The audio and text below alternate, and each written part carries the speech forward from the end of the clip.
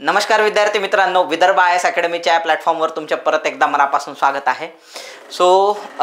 राज्यसेवा पूर्वपरीक्षा जी आहे परवावर येऊन ठेपलेली आहे.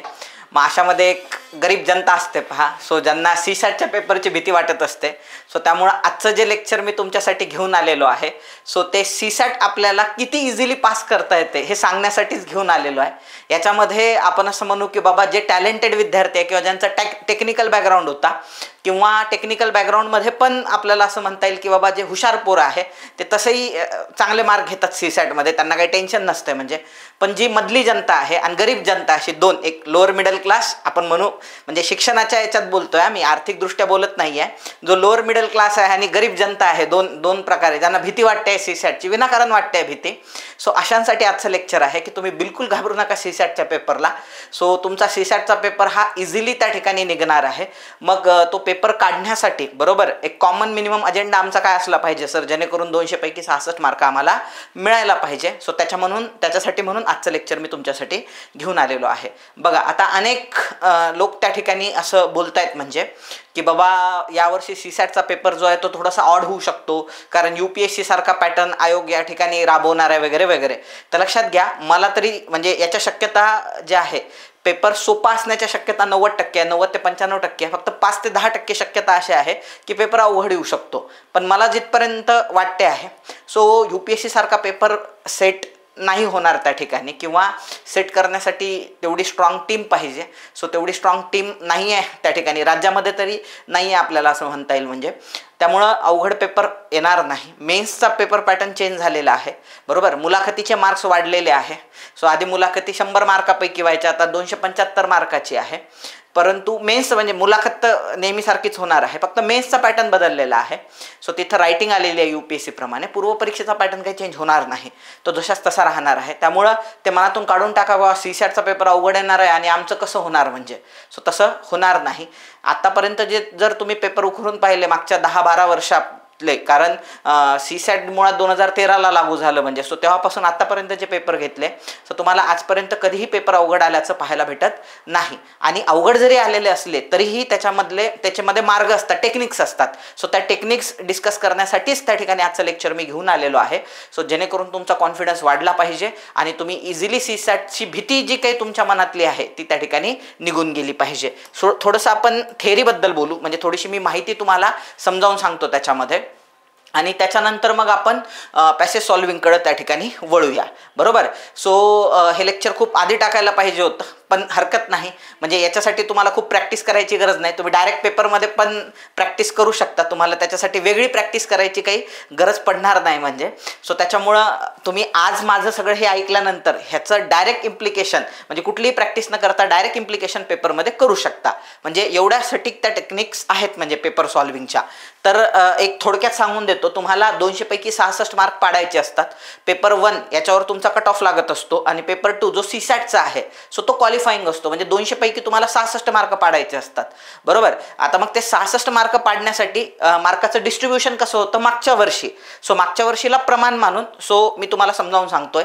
यामध्ये 80 क्वेश्चन असतात टोटल. एक प्रश्न 2.5 मार्काचा असतो. तुम्ही जर GS मध्ये गेले तर GS मध्ये एक प्रश्न हा 2 मार्काचा असतो, म्हणजे सामान्य अध्ययन 1 मध्ये किंवा पेपर 1 मध्ये 2 मार्काचा. मात्र पेपर 2 मध्ये सीसॅट मध्ये 2.5 मार्काचा असतो. त्यामुळे टोटल 80 क्वेश्चन्स असतात आणि त्याला 200 मार्क असतात 2.5 मार्काच्या हिशोबाने, आणि ते सोडवण्यासाठी तुम्हाला 2 तास असतात. आता याच्यामध्ये 80 पैकी 50 प्रश्न हे उतारावर आणि आकलनावर आधारित असतात. आता हेच तुमच्यासाठी सर्वात मोठं वरदान आहे. का? कारण 125 गुण हे फक्त पॅसेजेसला त्या ठिकाणी देण्यात आलेले आहे. उतारांना जवळपास 125 गुण देण्यात आलेले आहे, आणि हीच तुमच्या यशाची गुरुकिल्ली आहे, किंवा हा पेपर क्रॅक करण्याची ही गुरुकिल्ली आहे 125 गुण. त्याच्यानंतर आणखी दुसरी गुरुकिल्ली आहे ते म्हणजे डिसिजन मेकिंग. कारण डिसिजन मेकिंगमध्ये मार्क निगेटिव्ह होत नाही, बाकी ठिकाणी निगेटिव्ह होतात. म्हणजे चुकीचं जर उत्तर दिलं तर तुमचे मार्क्स कमी होतात. म्हणजे 4 प्रश्न चुकल्यास एका प्रश्नाचे मार्क्स जातात तुमचे, म्हणजे 1/4 म्हणजे 0.5 मार्क कमी होतात तुमचे एक प्रश्न चुकल्यास.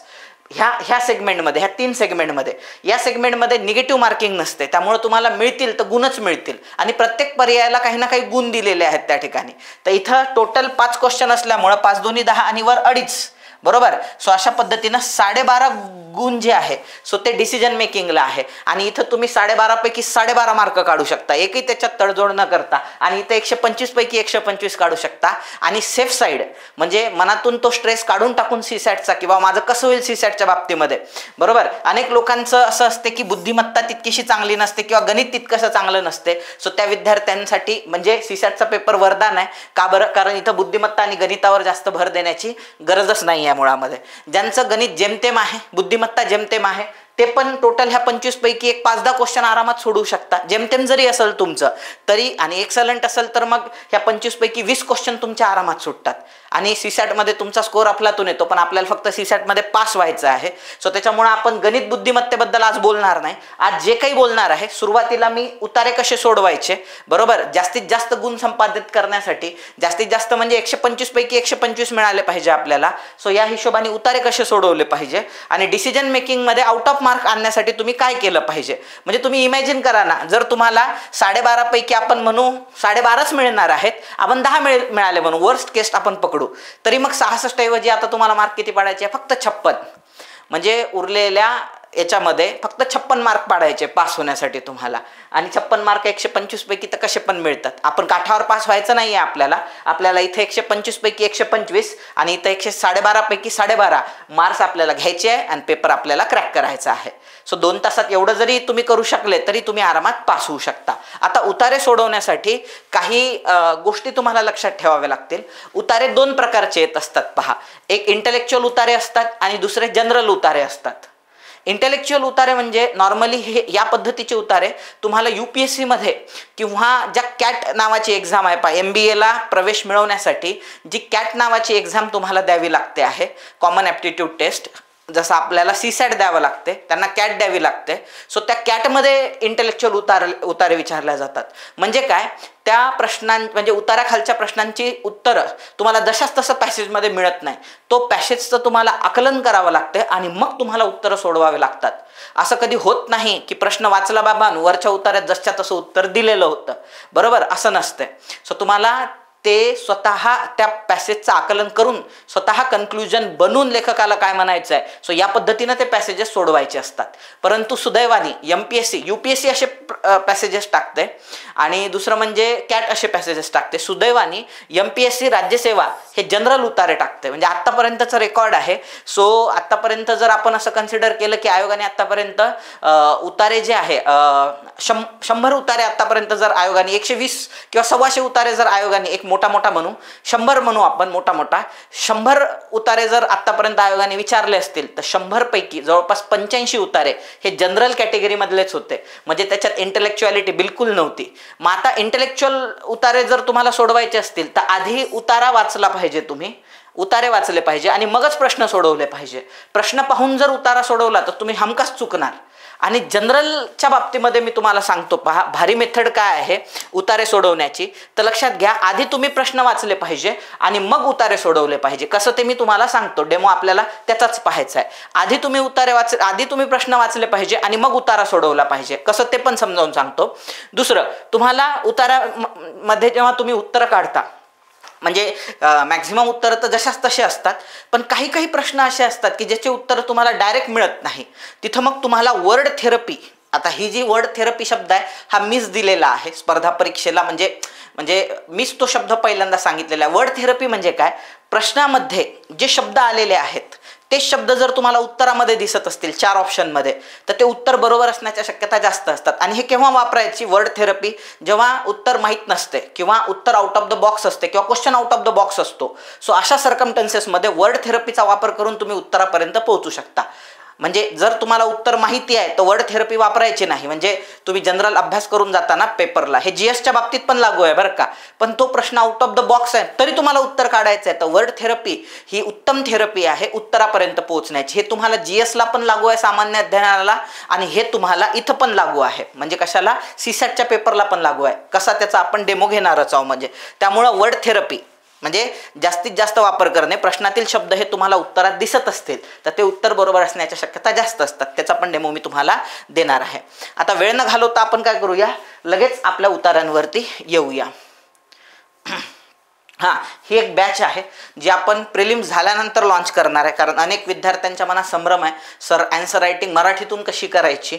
बरोबर आहे. सो इंग्रजी सांगणारे भारतात खूप आहे, मराठीतून ॲन्सर रायटिंग कशी करायची, किंवा मेन्स आमची निघाली पाहिजे, GS मध्ये आम्हाला जास्तीत जास्त मार्क आले पाहिजे, निबंध लेखनात आम्हाला जास्तीत जास्त मार्क आले पाहिजे. सो याच्यासाठी आम्ही काय केलं पाहिजे, असे म्हणजे विद्यार्थ्यांच्या मनात जे काही डाऊट, आता जे प्रिलिम क्रॅक केल्यानंतर ज्यांच्या मनात डाऊट राहिले त्यांच्यासाठी हे संजीवनी असणार आहे 10 पॉइंटर बॅच. सो याच्यामध्ये वेगवेगळ्या सेगमेंटमध्ये आपण काम करणार आहोत. पहिला सेगमेंट आहे त्या म्हणजे नोट्स, मेन्सच्या नोट्स.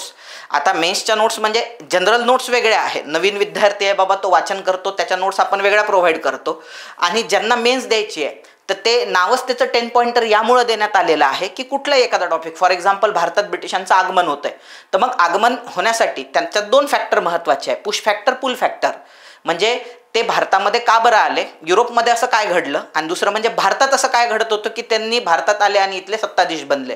तर मग त्याचे 5 पॉईंट, आणि हे म्हणजे पुल फॅक्टरचे 5 पॉईंट, पुश फॅक्टरचे 5 पॉईंट. सो त्याच्यामुळं 10 पॉईंट त्याच्यामध्ये झाले. हे 10 पॉईंट तुम्हाला रट्टा मारायचे आहे, आणि प्रश्न कसाही विचारला आयोगाने तर हेच 10 पॉईंट तुम्हाला मोल्ड करून त्याचं उत्तर लिहायचं आहे. जास्तीत जास्त जशाच तसे येण्याच्या शक्यता जास्तीत जास्त असणार. वेगळं जर विचारलं त्यांनी, थोडंसं डोकं लावून प्रश्न जर बनवले तरी पण घाबरायची गरज नाही. ह्या 10 पॉइंटर नोट्समधलेच पॉईंट तुम्हाला मोल्ड करून काय करायचे आहे, उत्तरं बनवायचे आहे. त्याच्यानंतर कसं उत्तर तुम्ही रिप्रेझेंट केलं पाहिजे, त्याचं सुशोभीकरण कसं केलं पाहिजे, मांडणी कशी असली पाहिजे, पॉईंट्स कसे लिहिले पाहिजे, इंट्रोडक्शन, बॉडी, कन्क्लुजन, हे जो पॅटर्न असतो पेपर लिहिण्याचा most of the time, diagrams कशा काढायचे असतात, त्याच्यानंतर जॉग्राफीसारख्या सब्जेक्टमध्ये मॅप्स कसे पुट करायचे असतात, एथिक्ससारख्या पेपरमध्ये कोट्स कसे लिहायचे असतात, इथिकल थेअरीज कशा लिहायच्या असतात, केस स्टडीज कसे लिहायचे असतात, सगळ्या गोष्टी म्हणजे याच्यामध्ये नोट्स पण मिळणार, शिकवल्या पण जाणार, ब्रेन स्टॉर्मिंग पण तुमची केल्या जाणार, आणि सर्वात महत्त्वाचं इव्हॅल्युएशन पण तुमचं करून दिलं जाणार. तुम्ही जे उत्तरं लिहिणार आहात सो ते तुम्हाला चेक करून दिल्या जाणार, त्याचे पेपरवर लिहून दिल्या जाणार, तुम्ही कुठं चुकले, काय लिहायला पाहिजे होतं, जेणेकरून जास्तीत जास्त गुण संपादित केले असते. बरोबर. आणि आपण त्याला म्हणतो किंवा 24 आवर जे सपोर्ट टीम असते, म्हणजे आमच्या ज्या तज्ज्ञ फॅकल्टीज असणार आहे, तुम्ही त्यांच्याकडे जर उत्तर तपासायला दिले तर ते तुम्हाला फोनवर बोलतील पण, म्हणजे पेपरमध्ये पण लिहून देतील काय काय चुकलं, आणि तुम्हाला कम्युनिकेट करायचं राहिलं तर तुम्ही त्यांच्याशी बोलू पण शकता, सर माझं असं असं आहे, मी आता पुढं काय केलं पाहिजे, मी कुठं स्टँड करतो काय. हे सगळं तुमचं जे आहे 4 महिने जे मिळत आहेत आपल्याला मुख्य परीक्षेच्या आधी, आपण 4च महिने कन्सिडर करू. सो त्या 4 महिन्यामध्ये आपण जास्तीत जास्त याचा सराव करणार आहोत. म्हणजे सो ती 10 पॉइंटर बॅच नंतर मी डिटेलमध्ये सांगालच या बॅचबद्दल. आता आपण पॅसेजकडे वळूया. बघा, आता सर्वात पहिले मी काय म्हटलं होतं, हा पॅसेज आहे. त्याच्यात आता कसं आहे 10 पॅसेज आलेले आहेत तुमच्या ह्याच्यामध्ये. आता ह्या 10 पॅसेजेसमध्ये जवळपास 5-6 पॅसेज असे आहे ज्याचे पॅसेज न वाचता डायरेक्ट जरी उत्तरं सोडवले तरी आउट ऑफ मार्क पडतात, म्हणजे असे पॅसेजेस आहे. आणि खूपच सोपे असणारे पॅसेजेस होते. त्यातल्या त्यात जे अवघड पॅसेज आहे ते आपण घेण्याचा प्रयत्न केलेला आहे, जे अवघड पॅसेजेस आहे ते आपण घेण्याचा प्रयत्न केलेला आहे. सो या 10 पॅसेजमधला जो सर्वात अवघड असणारा पॅसेज होता तो इथिक्सशी रिलेटेड होता. म्हणजे याच्यामध्ये इथिक्समध्ये आपण जे शिकणार आहोत बरोबर नंतरच्या कालखंडामध्ये मेन्ससाठी, सो तोच डेटावरती हा पॅसेज आलेला आहे. आता काही लोकांना हे डायरेक्ट दिसेल, म्हणजे काही लोक जे आहे सो जे हाय रेझोल्युशनमध्ये पाहतात त्यांना फळ्यावर काय लिहिलं हे दिसेल कदाचित, आणि ज्यांना हे दिसत नाही आहे बरोबर, फळ्यावर काय लिहिलेलं आहे हे व्यवस्थित दिसत नाही आहे, सो त्या विद्यार्थ्यांनी मागच्या वर्षीचा कृपया पेपर घेऊन बसा. म्हणजे त्या ठिकाणी तुम्हाला ते पाहता येते की सर जे वाचतायत ते बरोबर पेपरमध्ये थोडंसं बघता येईल. म्हणजे आता मला ह्याची गॅरंटी नाही आहे की फळ्यावर हे लिहिलेलं तुम्हाला व्यवस्थित दिसतंय का. आता आपला पॅटर्न काय आहे, आपल्याला उतारा पहिले वाचायचंच नाही आहे, कारण MPSC सोपे पॅसेजेस विचारते सहसा. आपल्याला पहिल्यांदा काय वाचायचं आहे, प्रश्न वाचायचे आहे. आता 5 प्रश्नांमध्ये काय दिलेलं आहे हे पहिल्यांदा आपल्याला वाचायचं आहे. आणि वाचत असताना सर्वात मोठं चॅलेंज काय आहे की ह्या प्रश्नांमध्ये जे काही डेटा दिलेला आहे तो आपल्या लक्षात राहायला पाहिजे, तो आपल्या डोक्यात राहायला पाहिजे डेटा. सो हे आपल्या पुढचं काय सर्वात महत्त्वाचं चॅलेंज आहे बरोबर. सो त्याच्यासाठी काय करायचं आहे, थोडंसं ॲक्टिंग करायची आहे जेणेकरून ते लक्षात राहिलं पाहिजे.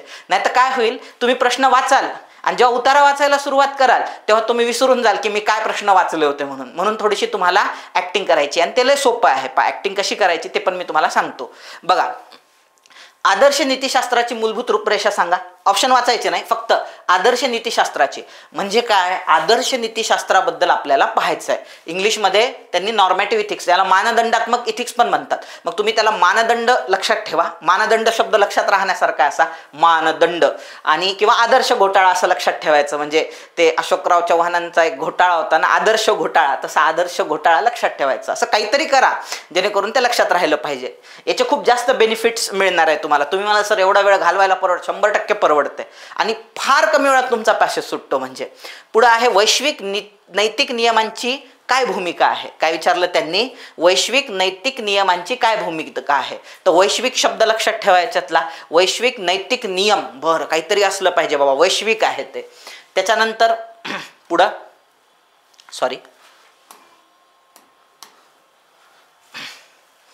आहे नैतिकतेची मध्यवर्ती संकल्पना काय. हे लक्षात ठेवायची गरज नाही, कारण मध्यवर्ती संकल्पना जेव्हा विचारल्या जातात, कधी लक्षात ठेवा, जेव्हा तुम्हाला मध्यवर्ती संकल्पना विचारल्या जातात त्याचे उत्तर तुम्हाला पॅसेजमध्ये मिळत नाही.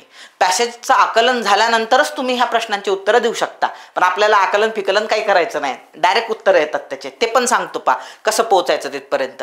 त्याच्यानंतर आलेलं आहे आदर्श नीतिशास्त्र, म्हणजे आदर्श घोटाळा दुसऱ्यांदा आला. म्हणजे आदर्श शब्द जर चुकून तुमच्या वाचण्यात आला, म्हणजे नॉर्मॅटिव्ह इथिक्स, त्याला मानदंडात्मक इथिक्स पण म्हणतात, बरोबर.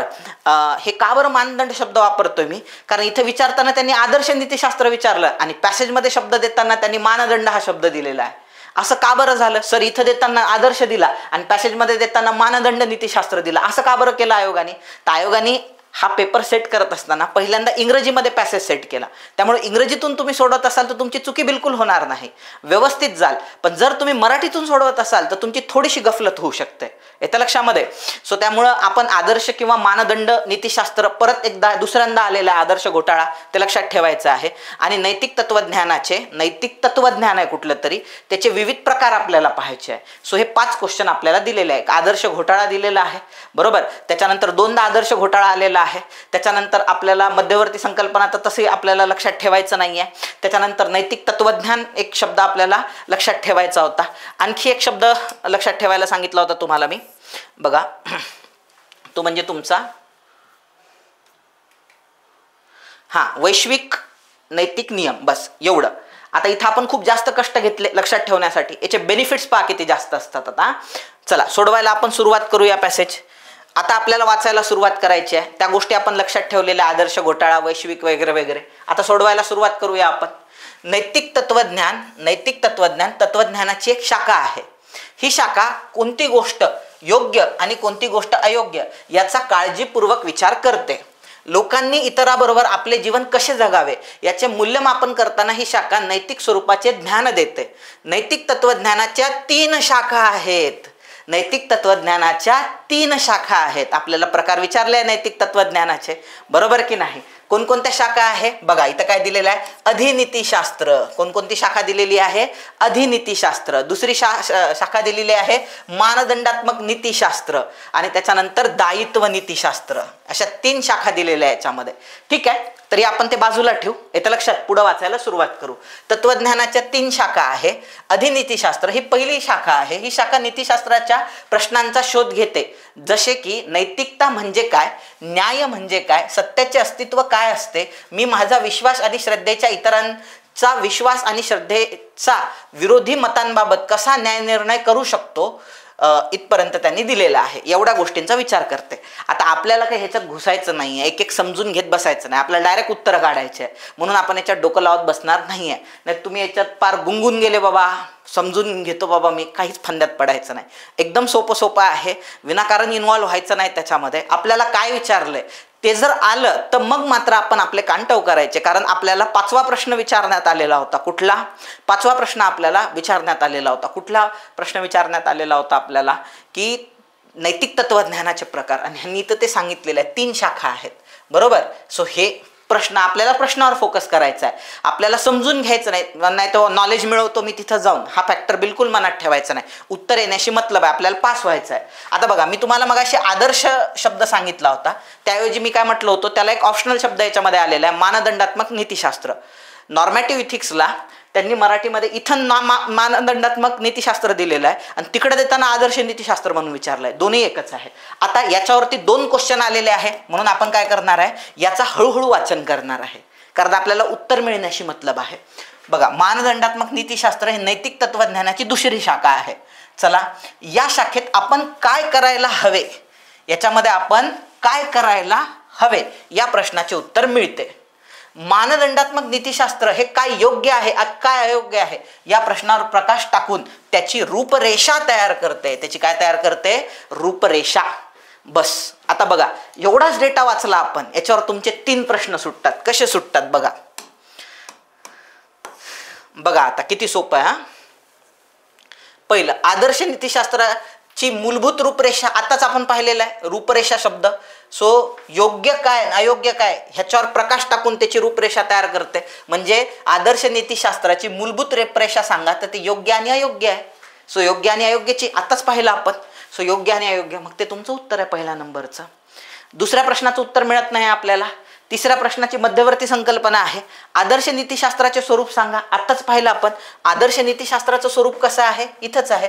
हे बघा, मानदंडात्मक नीतिशास्त्र ही नैतिक शास्त्राची दुसरी शाखा आहे. या शाखेत आपण काय करायला हवे, म्हणजे इथं काय येणार उत्तर तुमचं, काय करायला पाहिजे, पर्याय क्रमांक 1. त्याचं पण 1 होतं आणि याचं पण 1 आहे. आदर्श नीतिशास्त्राचे स्वरूप काय आहे, आपण काय करायला पाहिजे, कसे समजावून घेतले पाहिजे, स्वतःला कसे विकसित करायला पाहिजे, सत्य कसे समजावून घ्यावे, काहीच नाही. जसं दिलंय पॅसेजमध्ये तसच्या तसं येऊ द्यायचं इथं. आणि तिसरा प्रश्न, नैतिक तत्वज्ञानाचे विविध प्रकार 3 आहे. परानीतिशास्त्र, आदर्श नीतिशास्त्र, उपयोजित नीतिशास्त्र. आत्ताच पाहिलं आपण.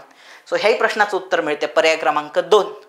आता हे मध्यवर्ती संकल्पना तर आपल्याला स्वतःहून सोडवावं लागणार आहे. आता आपल्याला एकाच प्रश्नाचं उत्तर सोडवायचं आहे, वैश्विक नैतिक नियमांची काय भूमिका आहे. म्हणजे आता आपल्याला पॅसेज वाचताना जास्त कष्ट घ्यायचेच नाही आहे, फक्त कोणता शब्द शोधायचा आहे, वैश्विक नैतिक नियमांची भूमिका. वैश्विक नैतिक नियमांची भूमिका. चला आता पुढे वाचायला सुरुवात करूया आपण. बाकी आपल्याला काहीच करायचं नाही पॅसेजचं, आपल्याला फक्त वैश्विक नैतिक नियम हे 3 गोष्टी लक्षात ठेवायच्या आहे. पुढे जाऊया. दायित्व नीतिशास्त्र, उपयुक्ततावाद, सद्गुण नीतिशास्त्र ह्या 3 रूपरेषा दिसून येतात. दायित्व नीतिशास्त्र, उपयुक्ततावाद आणि सद्गुण नीतिशास्त्र ह्या 3 रूपरेषा दिसून येतात. उपयोजित नीतिशास्त्र हा नीतिशास्त्राची शेवटची शाखा आहे. ही शाखा नैतिकदृष्ट्या महत्त्वाच्या असलेल्या विशिष्ट व व्यावहारिक मुद्द्यांना संबोधित करते. उपयोजित नीतिशास्त्र ही सर्वसामान्य माणसांना दैनंदिन जीवनात तोंड द्याव्या लागणाऱ्या नैतिक आव्हानांना संबोधित करते, जसे की मित्राला मदत करण्यासाठी खोटे बोलावे का, म्हणून आपला नैतिक दृष्टिकोन हा एक मोठाच प्रश्न आहे. व्यावहारिक रूपरेषा किंवा विशिष्ट संभ्रमात्मक अवस्थेत मदत म्हणून नैतिक तत्वज्ञान हे आपल्याला नैतिक जीवन जगणे, स्वतःचे परीक्षण करण्यासाठी एक महत्त्वपूर्ण साधन म्हणून उपयोगात येऊ शकते. कशासाठी येऊ शकते, नैतिक जीवन जगण्यासाठी. बरं ठीक आहे. मानदंडात्मक नीतिशास्त्रामधील दायित्व नीतिशास्त्र हा एक नैतिक तत्वज्ञानात्मक सिद्धांत आहे, ज्यामध्ये स्पष्ट निर्धारित नियमांच्या आधारे आपली कृती चांगली वाईट ठरते. इमॅन्युएल कांट हा या नैतिक कृती हा वैश्विक नैतिक नियमांचे अनुपालन करतात ह्यावर विश्वास होता, जसे की खोटे बोलू नका, चोरी करू नका, फसवू नका. काय म्हणणं आहे त्यांचं, वैश्विक नैतिक नियमाचे अनुपालन करतो. मग हे वैश्विक नैतिक नियम काय आहे, जसे की खोटे बोलू नका, चोरी करू नका, फसवू नका. आता आपल्याला इकडे यायचं आहे, त्या प्रश्नाकडे यायचं आपल्याला. हे वाचून आपल्याला तो प्रश्न सुटतो का ते चेक करायचं आहे. वैश्विक नैतिक नियमांची काय भूमिका आहे, स्वीकारू नका, सहमत होऊ नका, फसवू नका, रागवू नका. आता त्यांनी 3 खोटे बोलू नका म्हटलेलं आहे, त्याच्यामध्ये काय काय म्हटलेलं आहे, खोटे बोलू नका, चोरी करू नका, फसवू नका. याच्यापैकी आपल्याला ह्याच्यामध्ये काय आलेलं आहे, फक्त फसवू नका आलेलं आहे. तेच तुमचं उत्तर आहे. तेच तुमचं उत्तर आहे. पहा बरं किती कमी वेळात आपण तो पॅसेज सोडवला.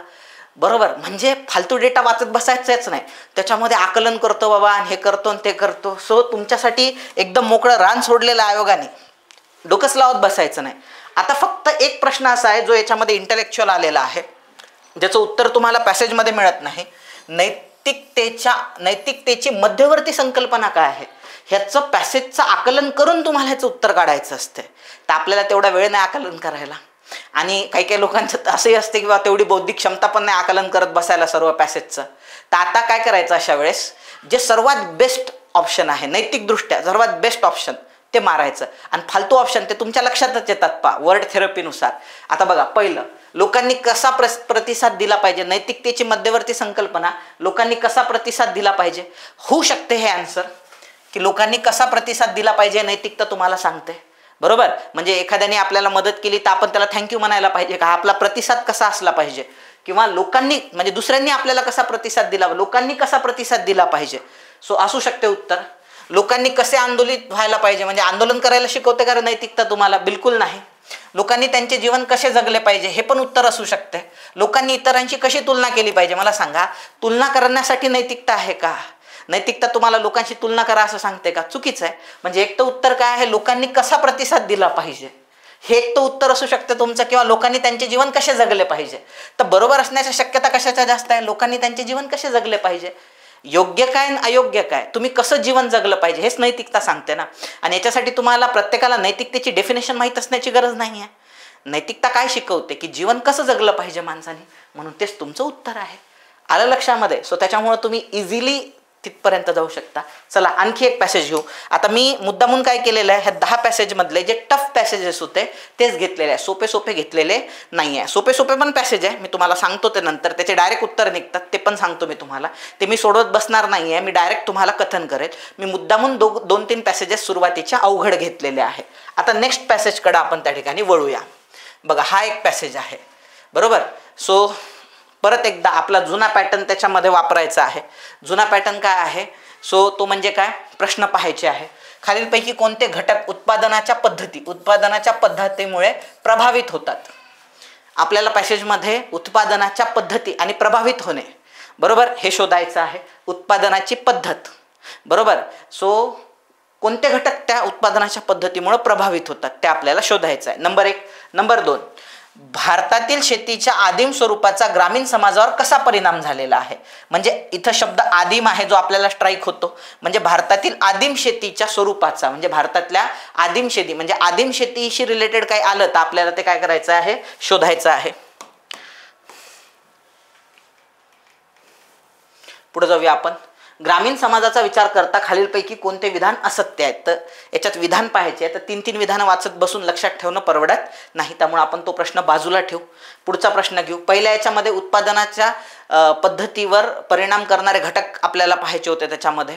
त्याच्यानंतर दुसरा आदिम शेतीशी रिलेटेड होता. तिसरा, ग्रामीण लोक त्यांच्या श्रमशक्ती तंत्रज्ञानाच्या साहाय्याने काय करतात? श्रमशक्ती आणि तंत्र हे 2 शब्द आपल्याला पाहायचे आहे पॅसेजमध्ये. ग्रामीण लोक त्यांच्या श्रमशक्ती आणि तंत्राच्या साहाय्याने काय तयार करतात? सो ग्रामीण लोक, श्रमशक्ती आणि तंत्र हे शब्द शोधायचे आहे. पुढं, ग्रामीण लोकांच्या सामान्य दारिद्र्यास खालीलपैकी कोणते घटक अधिक योगदान देतात? भारतातील ग्रामीण लोक, म्हणजे ग्रामीण लोक गरीब आहे आणि कशामुळे गरीब आहे हे शोधायचं आहे आपल्याला. याच्यात दिलेलं आहे वेगवेगळं. चला आपण आता शोधायला सुरुवात करणार आहे, वाचायला सुरुवात करणार आहे. बघा, आर्थिक उत्पादन ही मानवी समूहाची एक मूलभूत क्रिया असल्याने उत्पादनाची पद्धत, बघा आलेला आहे, उत्पादनाची पद्धत, सामाजिक रचना, मानसशास्त्र व मानवी समूहाची विचारधारा तयार करण्यात निर्णायक भूमिका बजावते. झालं. पहिला प्रश्न आपल्याला तेच, उत्पादनाच्या पद्धतीवर परिणाम करणारे घटकच पाहायचे होते आपल्याला. कोणकोणते आहे? सामाजिक रचना आहे, मानसशास्त्र आहे आणि मानवी समूहाची विचारधारा आहे. चला, पहिला प्रश्न या ठिकाणी टॅकल झालेला आहे डायरेक्ट तुमचा. म्हणजे पहिल्याच याच्यावरून पहिला प्रश्न सॉल्व. खालीलपैकी कोणते घटक? विचारधारा, मानसशास्त्र, सामाजिक संरचना, बरोबर. म्हणजे ABC तुमचं उत्तर असलं पाहिजे. ABC तुमचं उत्तर असलं पाहिजे. म्हणजे पहिल्या नंबरचं विधान बरोबर आहे किंवा पहिल्या नंबरचं उत्तर आहे. डायरेक्ट उत्तर आलं तुमचं, बरोबर. आता आपल्याला काय आदिम शब्द शोधायचा आहे. हे तर नंतर शेवटी सोडवू आपण. श्रमशक्ती, तंत्र हा शब्द शोधायचा आहे आणि दारिद्र्यास कारणीभूत घटक शोधायचे आहे. चला पुढे जाऊया आपण. ग्रामीण समाज हा प्रामुख्याने शेतीवर आधारित आहे. खेडेगावातील शेती ही शहरी उद्योगापेक्षा तीव्रपणे वेगळी आहे. खेडेगावातील शेती ही शहरी उद्योगांपेक्षा तीव्रपणे वेगळी आहे, कारण ती माणसाने निसर्गाकडून मिळवलेल्या थेट उत्पादनावर आधारित आहे. ग्रामीण भागात जमीन हे उत्पादनाचे मूळ साधन आहे. जमीन हा निसर्गाचा एक भाग आहे. जरी मानवी श्रमाने शेतीयोग्य बनवले आहे. जमीन हा निसर्गाचा एक भाग आहे. जरी मानवी श्रमाने शेतीयोग्य बनवले आहे. जमिनीपासून ग्रामीण लोक तंत्र, मी मगाशी म्हटलं होतं कोणकोणत्या गोष्टी लक्षात ठेवायच्या आहे. ग्रामीण लोक तंत्र आणि श्रमशक्तीच्या साहाय्याने अन्न, कापूस, ताक, चहा, कॉफी, तंबाखू आणि इतर विविध कृषी उत्पादने तयार करतात. चला आपल्याला हे 2 शब्द लक्षात ठेवायचे होते, तंत्र आणि श्रमशक्ती. चला त्याच्यावर आधारित प्रश्न आपल्याला विचारलेला आहे त्यांनी. बघा, ग्रामीण लोक त्यांच्या श्रमशक्ती आणि तंत्राच्या साहाय्याने काय तयार करतात? तर काय तयार करतात इथं? बघा, अन्न आहे, कापूस आहे, ताग आहे, चहा आहे, कॉफी आहे, तंबाखू आहे आणि इतर विविध कृषी उत्पादने तयार करतात. आता इथं काय काय दिलेलं आहे आपल्याला, त्यांनी औद्योगिक वस्तू तयार करतात, धातू उत्पादने तयार करतात आणि कृषी उत्पादने तयार करतात. तर प्रश्नाचं उत्तर काय आहे, फक्त बी, कृषी उत्पादने तयार करतात. पर्याय क्रमांक 4 मध्ये दिलेला आहे फक्त बी, कृषी उत्पादने तयार करतात. किती सोपं आहे पहा. चला वापस येऊया, आपल्याकडे वेळ नाही आहे, पटापट पुढचा प्रश्न पण आपल्याला टॅकल करायचा आहे. शहरी उद्योग केवळ कृषी उत्पादनाचे औद्योगिक उत्पादनात रूपांतर करतात. शहरातील कारखाने आणि गिरण्यांमध्ये कापूस, ताग, ऊस यांच्यासारख्या कृषी उत्पादने अनुक्रमे कापूस आणि तागाचे कापड आणि साखरेमध्ये रूपांतर होते. ग्रामीण आणि शहरी लोकसंख्येच्या सामाजिक संस्था, मानसशास्त्र आणि विचारधारा तयार करण्यात कृषी आणि उद्योग यांच्यातील हा मूलभूत फरक महत्त्वपूर्ण भूमिका बजावतो. काही समजून घ्यायचं नाही, आपण जे शब्द रिकॉल करायचे आहेत तेच शब्द जर मॅच झाले तर अलर्ट व्हायचं आणि प्रश्न सोडून टाकायचा आणि पुढे जायचं. नॉलेज मिळवत बसायचं नाही पॅसेजमधून. पुढे उत्पादनाची पातळी आणि समाजाच्या विविध स्तरामध्ये उत्पादने वितरित करण्याचा मार्ग संपूर्ण समाजाच्या आणि त्यात समाविष्ट असलेल्या विविध सामाजिक आर्थिक गटांच्या भौतिक समृद्धीची पातळी निर्धारित करते. ते मोठ्या प्रमाणात त्या समाजाच्या संस्थात्मक रचनेची तसेच तेथील लोकांच्या संस्कृती जीवनाची रचना करतात. भारतात शेती आदिम स्वरूप, आदिम शब्द आठवतो का तुम्हाला, आदिम शेती, शेतीचे आदिम स्वरूप, परिणामी कृषी उत्पादनाची निम्न पातळी, विशिष्ट प्रकारचे जमीन संबंध जे ग्रामीण समाज बनवणाऱ्या सामाजिक समूहामध्ये कृषी उत्पादनांच्या वेगवेगळ्या वाटा ठरवतात. ग्रामीण समाजातील सामान्य दारिद्र्य स्पष्ट करतात. लोक सामाजिक आणि आर्थिक गटाच्या पिरॅमिडल प्रणालीमध्ये त्यांच्या विशिष्ट सामाजिक संस्था आणि सांस्कृतिक मागासलेपणा यांचे श्रेणीबद्ध श्रेणीकरण करतात.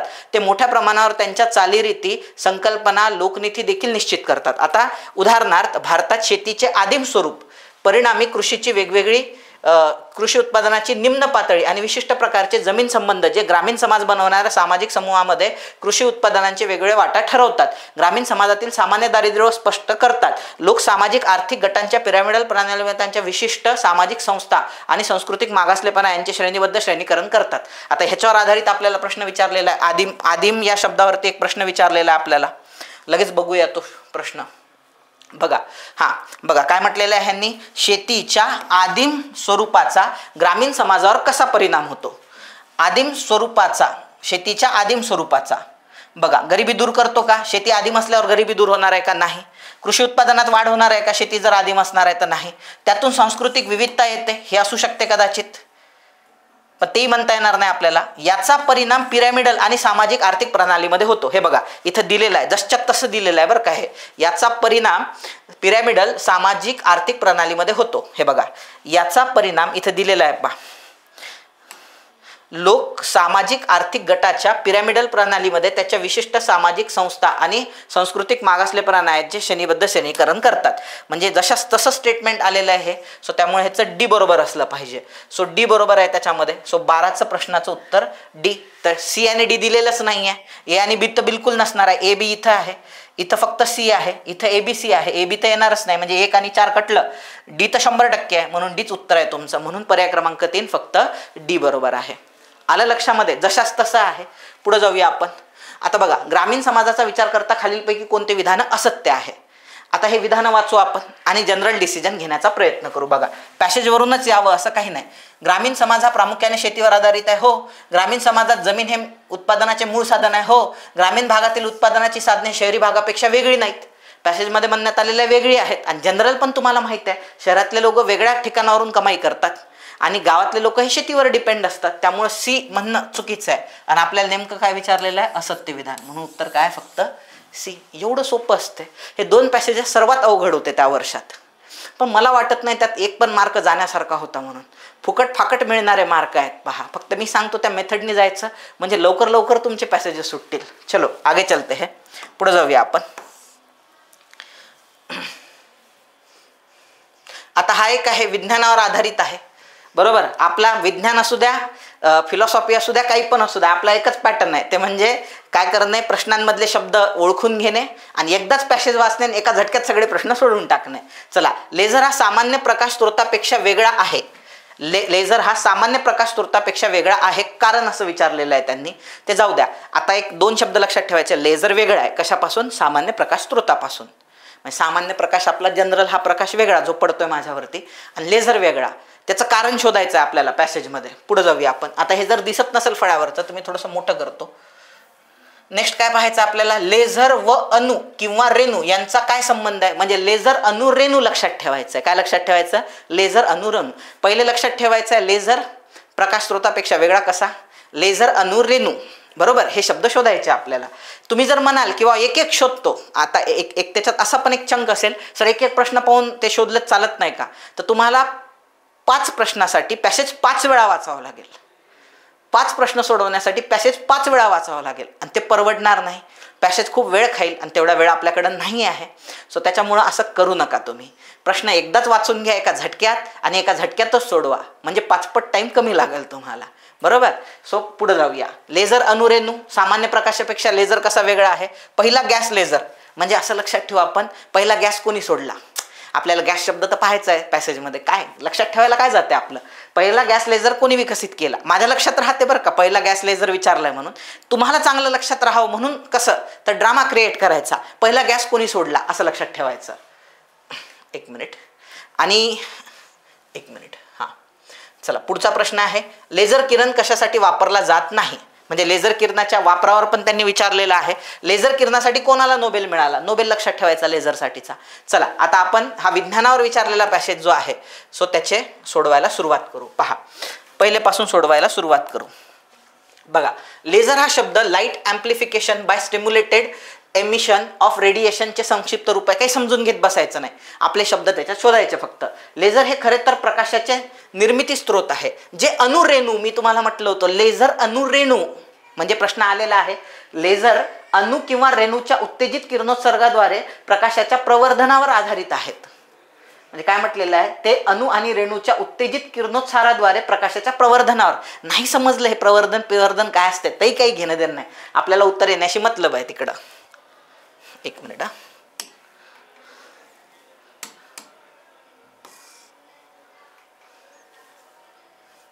चला हे बघा, लेझर अणुरेणू हा प्रश्न येतो. बघा, लेझर व अणुरेणू याच्यात काय संबंध आहे. लेझर उत्तेजित किरणोत्सर्गाद्वारे प्रकाशाच्या प्रवर्धनावर आधारित आहे. डायरेक्ट उत्तर मिळालेलं आहे तुम्हाला पर्याय क्रमांक 2 मध्ये. 2 ओळी वाचल्या, एक प्रश्न सुटला तुमचा. चला पुढे जाऊया आपण, तो प्रश्न सुटला. 1917 मध्ये आईन्स्टाईनने अशा उत्तेजित किरणोत्सर्गाची शक्यता वर्तवली. 1952 मध्ये USA मधील 6 टाउन्स जे गॉर्डन आणि एच झेगर आणि USSRच्या मधील एन बसो व ए प्रोखोरोव यांनी उत्तेजित रेडिएशनच्या संकल्पनेवर आधारित मायक्रोवेव्ह दोलन निर्माण आणि वाढवण्याचे तत्व स्वतंत्रपणे सुचवले. त्याचा परिणाम म्हणून 1954 मध्ये मेजर, ते जाऊ द्या काय म्हणतात मेजरचा शोध लागला, मेजरवर क्वेश्चन पण नाही आहे. 1958 मध्ये टाउन्स, बोसो आणि प्रोखोरोव यांना या क्षेत्रातील कार्यासाठी नोबेल मिळाला. नोबेल विचारलेला आहे आपल्याला, यांनी काय केलेलं आहे, नोबेल विचारलेला आहे. कुठे आहे तो नोबेलवाला प्रश्न, हा 25 नंबरचा प्रश्न नोबेलवाला. लेझर किरणासाठी कोणाला नोबेल पुरस्कार जाहीर झाला, बोसो आणि प्रोखोरोव. पहिल्याच नंबरचं उत्तर आहे तुमचं, बोसो आणि प्रोखोरोव पहिल्याच नंबरचं उत्तर आहे. बघा परत वापस येऊया आता. 1960 मध्ये ह्युजेन रिसर्च लॅबोरेटरीज थिओडोर मेमन यांनी ॲम्प्लिफायर म्हणून रुबी क्रिस्टल आणि ऊर्जा स्त्रोत म्हणून फ्लॅश लॅम्प वापरून पहिले लेझर तयार केले.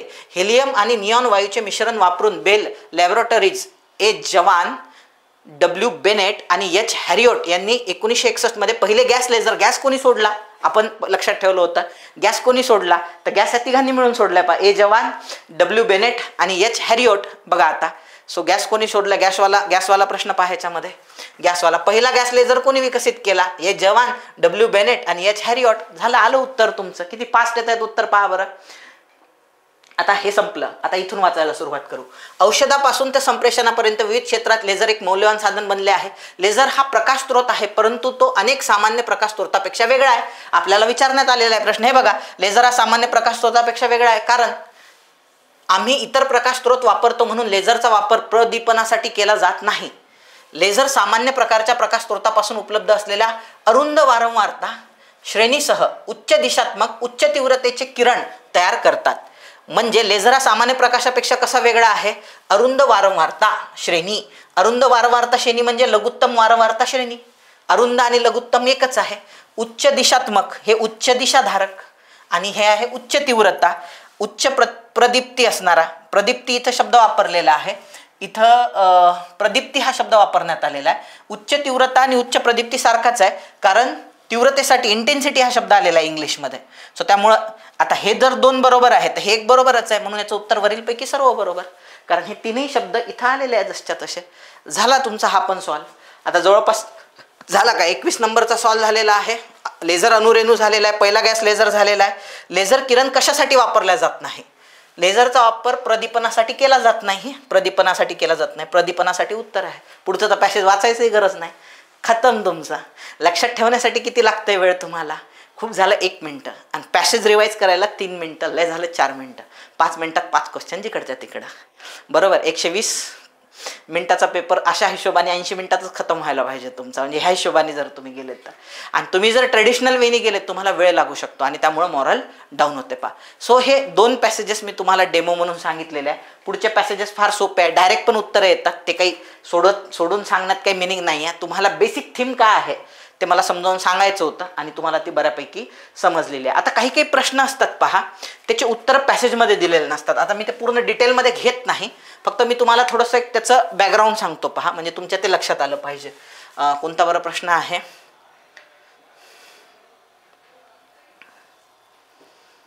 आता हाच प्रश्न आहे बघा. ह्या प्रश्नाचं उत्तर जे आहे, ह्या प्रश्नाचं उत्तर पॅसेजमध्ये देण्यात आलेलं नाही आहे.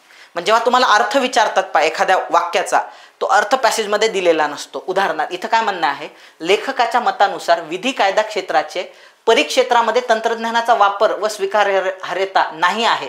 याचा अर्थ की, म्हणजे याचा अर्थ विचारलाय तुम्हाला, जो पॅसेजमध्ये ॲज इट इज दिलेला नाही आहे.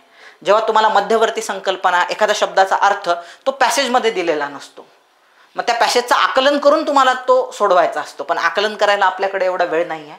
बघा, तुम्हाला जजमेंट घ्यायचं आहे. पहिले जजमेंट घेण्याचा प्रयत्न करू. काय म्हणणं आहे त्यांचं? लेखकाच्या मतानुसार विधी आणि कायदा एकच असते. कायदा क्षेत्राचे परिक्षेत्रामध्ये तंत्रज्ञानाचा वापर व स्वीकार्यता नाही आहे. म्हणजे कायदा क्षेत्रात तंत्रज्ञान वापरल्या जात नाही किंवा ते तेवढं स्वीकारार्ह नाही आहे. कायदा क्षेत्रात जसं वेगवेगळ्या क्षेत्रात तंत्रज्ञानाचा वापर स्वीकारार्ह आहे, म्हणजे स्वीकारलाय, तसं कायदा क्षेत्राने आजपर्यंत तंत्रज्ञान स्वीकारलं नाही. मग याला याचा अर्थ काय? लेखकाला काय म्हणायचं आहे? नंबर 1, अस्तित्वात असणाऱ्या सत्य परिस्थिती विचारात घेऊन मान्य न करणे होय.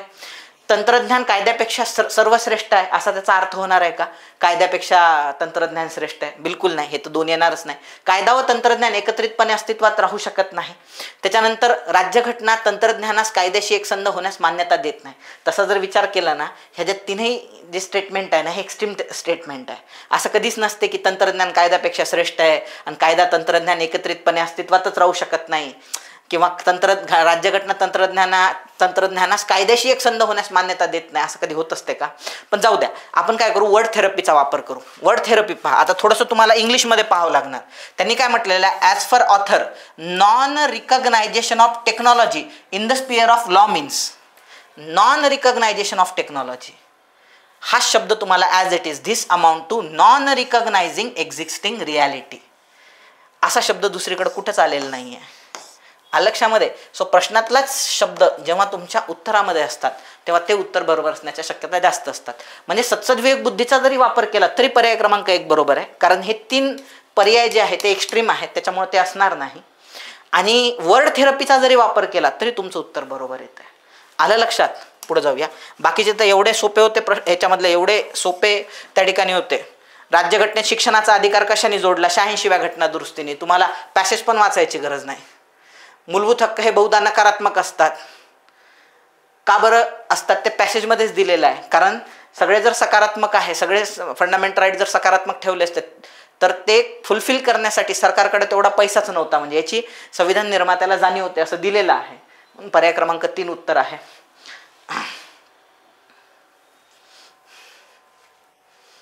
आता बघा, ह्याचं पण उत्तर डायरेक्ट पॅसेजमध्ये दिलेलं नाही आहे. हे अर्थवाले जे असतात ना, हे बघा, भारतीय संविधानाच्या भाग 3 मध्ये अभिप्रेत असलेला मानवी अधिकारांना वेगळा अर्थ प्राप्त होतो. कारण म्हणजे भाग 3 मध्ये जे मानवी अधिकार आहेत ते वेगळे का बरं आहेत, म्हणजे इतर कॉन्स्टिट्यूशनच्या तुलनेत ते वेगळे का बरं आहे? नंबर 1, भारत UDHR स्वाक्षरी करणारा एक देश नाही. ॲक्च्युली आपण तर साईन केलेले आहे universal declaration on human right वरती. सो त्या असं म्हणणं त्या ठिकाणी 100% चुकीचं आहे. भारतात भरपूर नैसर्गिक साधने उपलब्ध आहे. उलट भारतामध्ये जे संसाधन उपलब्ध आहेत ते म्हणजे आपण म्हणू शकतो की संसाधनांचा उलट भारतामध्ये अभाव आहे. भरपूर नैसर्गिक संसाधनं नाही आहेत. भारतात अस्तित्वात असणारी सामाजिक आणि आर्थिक विविधता हे असू शकते. भारतात सर्वात जास्त इंटरनेट वापर करणारे म्हणजे जगात सर्वात जास्त इंटरनेटचा वापर करणारे भारतात आहे. म्हणून मला सांगा, मानवी अधिकार वेगळे आहेत का इतर भागाच्या तुलनेत? 100% चुकीचं आहे. आणि तसंच जगामध्ये सर्वात जास्त इंटरनेट वापरणारे भारतात नाही, चायनामध्ये आहे. त्याच्यानंतर साऊथ कोरिया आहे. भारत तर पहिल्या 3 मध्ये पण नाही आहे. सो त्याच्यामुळं 4 नंबरचं विधान चुकीचं आहे. ऑटोमॅटिक उत्तर आहे भारतात अस्तित्वात असणारी सामाजिक आणि आर्थिक विविधता. सो ती मूलभूत अधिकारांनी जोपासल्यामुळं ती इतर भागापेक्षा वेगळा आहे. लक्षामध्ये जसं 25 ते 28 तुम्हाला धार्मिक स्वातंत्र्य देते. सो हे असं म्हणजे पॅसेजमध्ये ह्याचं उत्तर डायरेक्ट मिळणार नाही तुम्हाला. तुम्ही 10 वेळा पॅसेज वाचला तर मी हे 2 प्रश्न सांगितले जे ॲज इट इज तुम्हाला उत्तर मिळत नाही. पण याचा अर्थ असा नाही की तुमचं उत्तर निघणारच नाही. थोडंसं बुद्धीला ताण दिला, सत्सविवेक बुद्धीचा वापर केला, GS मध्ये मिळालेल्या ज्ञानाचा वापर केला तर डायरेक्ट उत्तर मिळून जाते तुमचं.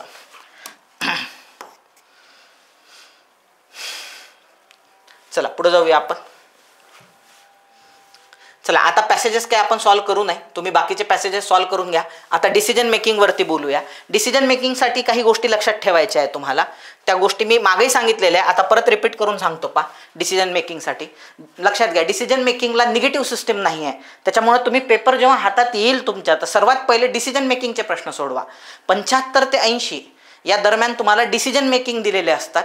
पेपर हातात आल्यानंतर पहिल्यांदा पॅसेज नाही घ्यायचे सॉल्व्ह करायला, फुकटचे मार्क पहिले घेऊन घ्यायचे. सो पहिले डिसिजन मेकिंगवाले प्रश्न हातात घ्यायचे. आता डिसिजन मेकिंग सोडवत असताना त्याच्यात वेगवेगळ्या ऑप्शन्सला वेगवेगळे असतात. फॉर एक्झाम्पल तुम्ही जर ॲक्युरेट उत्तर मारलं तर तुम्हाला 2.5 आउट ऑफ 2.5 मिळतात. निगेटिव्ह मार्किंग नाही आहे, चुकला तर चुकला असते त्याच्यात. दुसरं आहे, जर समजा तुम्ही त्याच्या क्लोज मारलं उत्तर म्हणजे योग्य उत्तर, सो त्याच्यापेक्षा कमी योग्य असणारं जर उत्तर मारलं तुम्हाला 1.5 मार्क भेटतात. त्याच्याहून कमी योग्य असणारं मारलं तर 1 मार्क मिळतो, बरोबर. आणि एकदमच वर्स्ट केस मारलं उत्तर तुम्ही तर 0 मार्क मिळतात.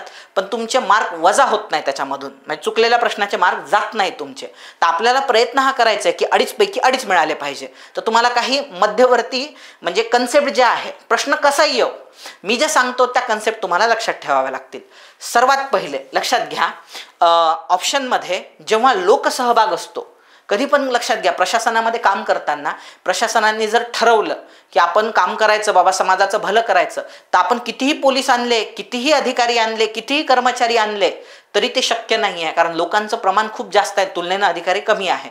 तुम्हाला एखादी गोष्ट चांगली करायची आहे, फॉर एक्झाम्पल गावामध्ये घाण होते आहे, लोक उघड्यावरती शौचास बसतात, तुम्ही काय रोज पोलीस पाठवणार आहे का जे शौचास बसतात त्यांना अटक करण्यासाठी? नाही. तुम्हाला काय करावं लागणार आहे, लोकसहभाग घ्यावा लागणार आहे. लोकांच्या माध्यमातून चळवळी राबवाव्या लागणार आहे आणि लोकच प्रबोधन करतील लोकांचं. आपण त्याला मदत करायची फक्त, जेणेकरून उघड्यावर शौचास नाही बसलं पाहिजे, ओपन डेफिकेशन नाही झालं पाहिजे म्हणून. किंवा मग जे भोंदू बाबा असतात ते फसवतात पा लोकांना, तर सरकार किती लोकांवर लक्ष ठेवणार आहे की बाबा भोंदू बाबा फसवतात का? त्यापेक्षा जर लोकांना तुम्ही इम्युन केलं की असे भोंदू बाबांपासून तुम्ही 4 हात दूर राहिले पाहिजे, त्यांच्यामध्ये अवेअरनेस निर्माण केला पाहिजे. सो त्याच्यामुळं नेहमी उत्तर मारत असताना सर्वात बेस्ट ऑप्शन ते असते पहा, ज्याच्यामध्ये जास्तीत जास्त लोकसहभाग असेल. आलं लक्षामध्ये? सो ते डिसिजन सर्वात बेस्ट डिसिजन असते की लोकसहभागातून मी असं करेल. आणि जेवढा जास्तीत जास्त लोकसहभाग तेवढं जास्तीत जास्त उत्तर बरोबर असण्याच्या शक्यता जास्त. पुढे जाऊया. या ठिकाणी देखील वर्ड थेरपीचा वापर करावा. म्हणजे तुम्हाला प्रश्नात दिलेले शब्द जर उत्तरात तशा तशी येत असतील तर त्या उत्तराला 2.5 गुण मिळण्याच्या शक्यता काय असतात? त्या ऑप्शनला 2.5 गुण मिळण्याच्या शक्यता जास्त असतात. नेहमी उत्तर मारताना इथिकल उत्तर मारावं आणि स्वार्थी निर्णय याला प्राधान्य देऊ नये. उदाहरणार्थ, मी इंटरव्ह्यूला चाललोय, मागच्या 10 वर्ष झाले मी राज्यसेवेचा अभ्यास करतोय, मला पहिल्यांदा इंटरव्ह्यूचा कॉल आला आणि रस्त्यात ॲक्सिडेंट झाला, तर तुम्ही जर अशा मोमेंटमध्ये त्याला मदत करण्याऐवजी जर इंटरव्ह्यूला निघून गेले तर ते तर स्वार्थी भाव झाला ना तुमचा. लक्षामध्ये इथिकल डिसिजन काय होईल? मी त्या माणसाला मदत करेल का? कारण इंटरव्ह्यू परत होऊ शकतो, आलं लक्षात, पण जीव गेला त्या माणसाचा तो परत येऊ शकत नाही. म्हणून निर्णय घेताना नेहमी इथिकल घ्यायचे, प्रॅक्टिकल निर्णय घ्यायचे नाही किंवा स्वार्थी निर्णय घ्यायचे नाही. तुम्ही वेळेवरती कसं वागायचं तसं वागा, त्याच्याबद्दल मी भाष्य करणार नाही. उत्तर मारताना मात्र इथं नेहमी काय मारलं पाहिजे? तुम्ही इथिकल मारलं पाहिजे. म्हणजे की मी रस्त्याने चाललो आहे आणि मला रस्त्याने जाताना 100ची नोट सापडली तर मी ती घेईल आणि खिशात घरी जाऊन पार्टी करेल मस्तपैकी, 100 रुपये सापडले बाबा, नाही. ज्या व्यक्तीची ती पडलेली आहे त्या व्यक्तीला मी ती परत करेल, हे तुमचं उत्तर असलं पाहिजे. आणि शब्दरचना स्वतः सांगत असते उत्तर बरोबर आहे म्हणून. कारण काय आहे की असे जे उत्तर असतात बरोबर, त्याच्यात नैतिक शब्द खूप जास्त वापरण्यात आलेले असतात किंवा त्याला क्लॅरिफिकेशन खूप जास्त दिलेलं असतं. मग ते शब्द सांगतात की हेच उत्तर आहे म्हणून तू हे उत्तर मारून टाक. कारण त्याला जास्तीत जास्त इथिकल शब्द वापरून किंवा वेगवेगळे एकदम सुंदर शब्द वापरून, टेक्निकल वर्ड वापरून त्या उत्तराला सुशोभित केलेलं असते. ते आपल्याला डिटेक्ट करता आलं पाहिजे. सो हे निकष लक्षात ठेवा. जास्त नाही, एक 3-4 निकष आहे ते लक्षात ठेवा तुम्ही. तुम्हाला आउट ऑफ मार्क मिळतील. कसं? आता बघा, आपल्याला सोडवायचं आहे. पहिले दिलेलं आहे हे सगळं. हे फक्त यावर्षी आलेल्या प्रश्नासाठी नाही, तुम्ही मागच्या वर्षीच्या सगळ्या प्रश्नांना हे लागू करून पहा. बरोबर, तुमचे जास्तीत जास्त 2.5 मार्क तुम्हाला मिळतील. पहा, जास्तीत जास्त प्रश्नांमध्ये 2.5 मिळतील तुम्हाला. बघा, तुम्ही बसमध्ये बसले आहात, तुमची बस तुमच्या थांब्यावर पोहोचते, पण तुम्ही प्रचंड गर्दीमुळे तिकीटच काढलं नाही. तुम्ही काय कराल? म्हणजे तुमचा थांबा आला पण गर्दी आहे बसमध्ये, म्हणून तो जो आहे तिकीट काढणारा कंडक्टर हा तुमच्यापर्यंत पोहोचलाच नाही. मग अशा वेळेस काय कराल? बरोबर, आता हे तर उत्तर बिलकुल मारू नका, आवडाव पाहून पळून जाईल. आता पहिलाच ऑप्शन आहे, चालकाजवळ पैसे देऊन त्यांना सांगेन की ते वाहकाला द्या. हा पण एक ऑप्शन, चांगला ऑप्शन आहे बरं का, की बाबा मी हे काय करेल, चालकाजवळ पैसे देऊन देईल, ड्रायव्हरजवळ खाली उतरेल, ड्रायव्हरला पैसे देऊन दिले आणि सांगाल की बाबा वाहकाला देऊन द्या. पेच टाळण्यासाठी पटकन बाहेर उडी मारेल म्हणजे पळून जाईल. हे तर उत्तर बिलकुल येणार नाही. वाहकाला बोलून पैसे देईन व तिकीट घेईन. वाहकाला देण्यासाठी जवळ बसलेल्या एखाद्याला पैसे देईल, म्हणजे शेजाऱ्याला सांगेल की बाबा देऊन टाक म्हणून वाहकाला, पण त्यांनी नाही दिले तर, चालकाने नाही दिले तर. म्हणून बेस्ट ऑप्शन काय आहे, वाहकाला जवळ बोलवायचं आणि म्हणायचं माझा स्टॉप आलेला आहे आणि हे घ्या पैसे आणि मला तिकीट द्या. कारण तुम्ही सार्वजनिक वाहतुकीचा जेव्हा वापर करता, बसमध्ये जेव्हा प्रवास करता, तेव्हा तुम्ही तो तिकीट काढूनच प्रवास केला पाहिजे. हेच नैतिक उत्तर आहे. त्यामुळे एकदम सोपं आहे. याच्यातला बेस्ट ऑप्शन काय आहे, जो वाहक आहे, वाहक म्हणजे कंडक्टर आहे, त्याला मी जवळ बोलावून घेईल आणि त्याच्या हातात पैसे देऊन सांगेल की माझा स्टॉप आलेला आहे, पहिली माझी तिकीट काढा. आवडव पाहून पळून नाही जाणार मी, बाहेर उडी मारल बाबा. आलं लक्षात? सो हे त्या ठिकाणी उत्तर नसलं पाहिजे. म्हणून पर्याय क्रमांक 3 तुमचं उत्तर असलं पाहिजे. पुढे जाऊया आपण. हा प्रश्न खाली आहे, मी त्याला थोडंसं वर घेतो.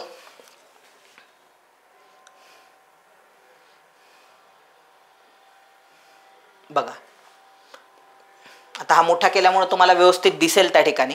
बघा, 2030 मध्ये 2030 अजेंडा साध्य करण्यासाठी शाश्वत विकास साधण्यासाठी शिक्षण हा महत्त्वाचा घटक आहे.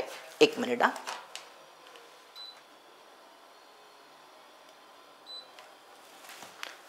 शिक्षण हा महत्त्वाचा घटक आहे. शाश्वत शिक्षण समायोजित करण्याच्या दिशेने एक महत्त्वपूर्ण पुढाकार स्थानिक पातळीवरून यायला हवा. शाश्वत शिक्षण समायोजित करण्याच्या दिशेने एक महत्त्वपूर्ण पुढाकार स्थानिक पातळीवरून यायला हवा. या अनुषंगाने एक शालेय जिल्हा पर्यावरणीय स्थिरतेवर लक्ष केंद्रित करणारा नवीन अभ्यासक्रम लागू करण्याचा विचार करत आहे. जिल्हा शिक्षण अधिकारी म्हणून तुम्ही काय कराल? नंबर 1, नवीन अभ्यासक्रमासाठी अभिप्राय आणि सूचना गोळा करण्यासाठी शिक्षक, पालक, विद्यार्थ्यांची सल्लामसलत करेल. बघा पुढं, पर्यावरणीय टिकाऊपणाच्या तत्वाशी संरेखित शिक्षण सामग्री व संसाधने विकसित कराल. नवीन अभ्यासक्रम वितरित करण्यासाठी शिक्षकांना प्रभावी शिकवण्याच्या धोरणाचे प्रशिक्षण द्याल आणि अभ्यासक्रमाची रचना करण्यासाठी निधी निर्माण कराल. ॲक्च्युली तुम्ही जर तसा विचार केला तर हे 4ही ऑप्शन्स बरोबर आहे. शिक्षण अधिकारी म्हणून तुम्हाला जर शिक्षण प्रोत्साहित करायचं आहे तर हे 4ही विधानं बरोबर आहे. आता प्रत्येकाच्या बौद्धिक क्षमतेनुसार प्रत्येकजण वेगवेगळं उत्तर मारेल. त्यानं जर हे उत्तर मारलं की पर्यावरणीय टिकाऊपणा तत्वांशी संरेखित शिक्षण सामग्री आणि संसाधने विकसित करा. बरोबर आहे, पर्यावरण टिकलं पाहिजे. सो या तत्वासाठी मी काय करेल, शिक्षण सामग्री आणि संसाधने विकसित करेल. 100% बरोबर आहे. नवीन अभ्यासक्रम वितरित करण्यासाठी शिक्षकांना प्रभावी शिकवण्याच्या धोरणाचे प्रशिक्षण द्या. शिक्षकांना प्रशिक्षण दिलंच पाहिजे. त्याच्यानंतर अभ्यासक्रमाची रचना करण्यासाठी निधी निर्माण कराल. व्हेरी गुड, पैशाशिवाय काहीच होऊ शकत नाही. परंतु लक्षात घ्या, मी काय म्हटलं होतं तुम्हाला, याच्यामध्ये जास्तीत जास्त तुम्हाला जर लोक सहभाग घेता आला, बरोबर, जास्तीत जास्त लोकांना इन्व्हॉल्व करण्यात आलं तर ते उत्तर बरोबर असण्याच्या शक्यता जास्त असतात. म्हणून बघा, नवीन अभ्यासक्रमासाठी आता यांनी काय केलेलं आहे, इकडे बघा, इथं बघा, इथं काय काय विचारलेलं आहे बघा. आता यांनी काय विचारलेलं आहे इथं, 2030 अजेंडा साध्य करण्यासाठी शाश्वत विकास साधण्यासाठी, बरोबर, शिक्षण हा महत्त्वाचा घटक आहे. शाश्वत शिक्षण समायोजित करण्याच्या दिशेने एक महत्त्वपूर्ण पुढाकार स्थानिक पातळीवरून यायला हवा. या अनुषंगाने एक शालेय म्हणजे एक महत्त्वपूर्ण पुढाकार कोणी घ्यायला पाहिजे? स्थानिक पातळीने पुढाकार घ्यायला पाहिजे. या अनुषंगाने एक शालेय जिल्हा पर्यावरणीय स्थिरतेवर लक्ष केंद्रित करणारा नवीन अभ्यासक्रम लागू करण्याचा विचार करत आहे. म्हणजे नवीन अभ्यासक्रम आणायचा आहे आपल्याला. कसा आणायचा आहे? एका शालेय जिल्हा पर्यावरणीय स्थिरतेवर लक्ष केंद्रित करणारा नवीन अभ्यासक्रम लागू करायचा आहे आपल्याला, त्याच्यावर विचार करत आहे. अशा वेळेस जिल्हा शिक्षण अधिकारी म्हणून तुम्ही काय कराल? आता इथं काय दिलेलं आहे? नवीन अभ्यासक्रमासाठी आपल्याला नवीन अभ्यासक्रमासाठीच विचारलेलं आहे. अभिप्राय आणि सूचना गोळा करण्यासाठी कोणाकोणाला इन्व्हॉल्व करताय तुम्ही? शिक्षकाला इन्व्हॉल्व करताय, पालकाला इन्व्हॉल्व करताय आणि विद्यार्थ्यांना इन्व्हॉल्व करताय. यांच्याशी सल्लामसलत कराल. सो याच्यामध्ये लक्षात घ्या, तसं जर पाहिलं तर हे खालचे 3 ऑप्शन एकदम ॲक्युरेट वाटतात, जास्त ॲक्युरेट वाटतात. निधी निर्माण करायचा आहे, सामग्री संसाधने विकसित करायची आहे, प्रभावी शिकवण्याच्या धोरणाचे प्रशिक्षण द्यायला पाहिजे, हे जास्त प्रभावी उत्तरं वाटतात. पण मी काय म्हटलं होतं की जास्तीत जास्त लोकसहभाग जर असेल, लोकसहभागामध्ये कोण कोण आले? शिक्षक आले, पालक आले, विद्यार्थी आले, ते बरोबर असण्याच्या शक्यता काय असतात? जास्त. म्हणून ह्या प्रश्नामध्ये 1 नंबरच्या उत्तराला 2.5 मार्क दिलेले आहे. आलं लक्षात? आणि आपल्याला 2.5च घ्यायचे आहे. म्हणून तुम्हाला तिथं काही वाटो, मी जे सांगितलेलं आहे ते लक्षात ठेवा, तुम्ही जास्त मार्क्स मिळतील तुम्हाला. चला पुढे जाऊया आपण.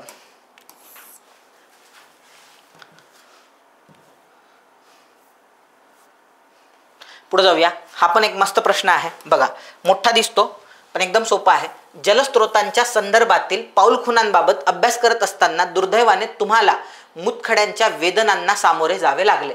म्हणजे तुम्ही जलस्रोताच्या संदर्भात पाऊलखुणांबाबत अभ्यास करत होते, म्हणजे जलस्रोत शोधायचे आहेत तुम्हाला, त्याच्या पाऊलखुणा शोधायच्या आहे आणि तुम्हालाच मुतखडा झाला. उपचार घेऊन ताकद मिळवण्यासाठी विश्रांती घेत असताना तुमचा एक मित्र तुम्हाला लवकर पूर्ववत होण्याची शुभेच्छा देण्यासाठी आला असता त्याने तुम्हाला मूत्रपिंडाच्या त्रासासंबंधाने विस्तारित माहिती दिली तर माहिती तर दिलीच, शिवाय अनेक गावे पिण्याच्या पाण्याचा पुरवठा नसल्याने या त्रासाला सामोरे जातात या वस्तुस्थितीची जाणीव करून दिली. म्हणजे एक तुमचा मित्र आला आणि तुम्हाला सांगितलं की तुला मुतखडा झाला हे मला मान्य आहे, पण अनेक गावांमध्ये असंच त्या ठिकाणी काय आहे? पाण्याची कमतरता आहे. म्हणून जे पाणी पिल्या चाललंय त्याच्यामध्ये काय असलं पाहिजे? क्षारांचं प्रमाण जास्त असलं पाहिजे, जे पाणी अवेलेबल आहे त्याच्यामध्ये. सो त्याच्यामुळं काय होते? अनेक लोकांना, जसं तुला मुतखडा झाला तसा अनेक लोकांना मुतखडा होतोय. इतके दिवस पाण्याचा अभ्यास करत असूनही स्वतःच्या आजाराचे मूळ कारणाची माहिती नाही याचे तुम्हाला आश्चर्य वाटले. चाहेला एवढे दिवस झाले मी पाण्याचा अभ्यास करतोय, मलाच हे कसं कळालं नाही? बरोबर. तुम्ही मग अशा वेळेस काय कराल? म्हणजे मी स्वतः एवढा पाण्याचा गाढा अभ्यासक असून मला माहीत नाही, बरोबर, हे त्याची तुम्हाला जाणीव झाली. मग अशा वेळेस तुम्ही काय कराल? नंबर 1, स्वतःच्या कुटुंबाला खात्रीने पिण्यायोग्य पाण्याचा पुरवठा होईल अशा ठिकाणी कुटुंबाचे स्थलांतर कराल. मी काय म्हटलो? स्वार्थी निर्णय कधीच घ्यायचा नाही. म्हणजे मी आजारी पडलो म्हणून आता माझं कुटुंब हे आजारी पडले नाही पाहिजे म्हणून त्यांना दुसरीकडे स्थलांतरित करेल, हा असं डिसिजन तर हे तर पूर्ण स्वार्थी आहे. म्हणजे माझा मी इंटरव्ह्यूला चालला जाईल, होऊ दे तिकडे ॲक्सिडेंट. सो त्याच्यामुळे असं नाही, हे चुकीचं आहे. तुम्ही तुमच्या कुटुंबापर्यंत मर्यादित नाही राहायला पाहिजे. पिण्यायोग्य पाण्याचा नैसर्गिक व कृत्रिम जलस्रोतांच्या पाण्याच्या गुणवत्तेच्या संवर्धनासंबंधी स्वतःचा अभ्यास सुरू ठेवाल आणि सर्वसामान्य लोकांना मुतखड्याच्या त्रासापासून वाचवण्यासाठी कार्य कराल. हे उत्तर 100% असू शकते तुमचं, असू शकते बरं का, की तुम्ही काय कराल? तुमचा अभ्यास बंद करणार नाही आणि उलट जे मुतखड्याच्या त्रासापासून वाचवण्यासाठी मी काय कराल? लोकांना कार्य करेल. फक्त कुटुंबाला मी वाचवत असेल तर स्वार्थी आहे, मी लोकांना वाचवतोय, त्यामुळे 2 नंबरचं ऑप्शन असू शकते. परिसरातील सर्व नैसर्गिक व कृत्रिम जलस्रोतांच्या गुणवत्तेबाबत संशोधन करण्यासाठी आणि त्याची गुणवत्ता कायम राखण्याच्या उपक्रमाबाबत लोकांना सहभागी करून घेण्यासाठी जागतिक आणि स्थानिक संशोधनाचे व कार्यकर्त्यांचे संघ निर्माण करा. म्हणजे तुम्ही जास्तीत जास्त लोकांना इन्व्हॉल्व करताय. म्हणजे 3 नंबरचं पण ऑप्शन बरोबर आहे. 3 नंबरचं पण ऑप्शन बरोबर आहे. 4 नंबर, पिण्यायोग्य पाण्याचा पुरवठा करणाऱ्या जलस्रोतांच्या संवर्धनाबाबत लोक उदासीन आहेत हे तथ्य माहीत असल्यामुळे कोणत्याही रचनात्मक कार्यासाठी तुम्ही पुढाकार घेणे निरुपयोगी आहे हे लक्षात येऊन स्वस्थ राहाल. म्हणजे काहीच करणार नाही, हे लोक तशी होपलेस आहेत, सोडून द्याल. सो हे तर उत्तर बिलकुल असणार नाही. म्हणजे ते उत्तर 2 किंवा 3 असू शकते. आता तुम्ही काय करता? सर्वसामान्य लोकांना मुतखड्याच्या त्रासापासून वाचवण्यासाठी तुम्ही कार्य करताय, एकटे कार्य करताय. आणि इथं काय म्हणण्यात आलेलं आहे? परिसरातील सर्व नैसर्गिक कृत्रिम जलस्रोताच्या गुणवत्तेसंदर्भात संशोधन करण्यासाठी गुणवत्ता कायम राखण्यासाठी उपक्रमात स्थानिक लोकांना सहभागी करून घ्याल. बघा मी काय म्हटलं होतं? लोकसहभाग, बरोबर, लोकसहभाग. म्हणून ह्याला 2.5 मार्क मिळणार तुम्हाला. ह्या उत्तराला काय मिळणार तुम्हाला? 2.5 मार्क. फुकट फाकटचे मार्क आहे, बिलकुल नाही गेले पाहिजे, बरोबर. चलो आगे चलो, हे उत्तर आहे तुमचं. पुढं आता तुम्हाला घाबरायचंच नाही बिलकुल. आपल्याकडे राईट हँड थंब रूल आहे, किती मोठा प्रश्न येऊ द्या, आलं लक्षामध्ये, आपण इझिली सॉल्व्ह करतो. पहा, एका शैक्षणिक संस्थेचे संचालक तुम्ही आहात. तुम्हाला युद्धात भयावहतेपेक्षा मर्दुमकी पाहणाऱ्या आजच्या सार्वजनिक मानसिकतेमध्ये काहीतरी गंभीरपणे चुकते असे वाटते. तुम्ही कोण आहात? एका शैक्षणिक संस्थेचे संचालक आहात. जसं मी विदर्भ आयएस अकॅडमीचा संचालक आहे. तुम्हाला युद्धात भयावहतेपेक्षा मर्दुमकी पाहणाऱ्या, म्हणजे लोकांना काय आहे, त्यांना असं मर्दाना वाटतं, लोक मारणं, युद्धामध्ये कापणं लोकांना, त्याच्यात मर्दुमकी असं वाटते आहे, बरोबर. त्याचे युद्धात भयावह परिणामापेक्षा मर्दुमकी पाहणाऱ्या आजच्या सार्वजनिक मानसिकता जी झाली की युद्धात असायला पाहिजे, आपल्या सैनिकांनी त्यांना मारून टाकलं पाहिजे. सो ही जी मर्दुमकी पाहणारी मानसिकता आहे, याच्यात कुठंतरी प्रॉब्लेम वाटतोय तुम्हाला, काहीतरी गंभीरपणे चुकतंय असं तुम्हाला वाटते आहे संचालक म्हणून. बहुतेक इतिहासात युद्धाचा गौरव करण्यात आला आहे, हा तेच आहे. त्यासोबतच निष्पाप लोकांची हत्या, लूट याकडे दोन्ही बाजूंचे नुकसान म्हणून दुर्लक्ष केले गेलेले आहे. फक्त बाबा युद्ध जिंकलं हे दाखवलेलं आहे, पण किती लोकांचं नुकसान झालं हे दाखवलेलंच नाही आजपर्यंत इतिहासात. मानवी हक्क केंद्रस्थानी प्रस्थापित करून युद्धाचा उदो करण्याच्या जागतिक दृष्टिकोनाला युरोपियन प्रबोधनाने आव्हान दिले. यामुळे युद्ध संपले नाहीत, तसेच त्यांच्या मार्फत होणारा देशभक्तीचा उदोही संपलेला नाही.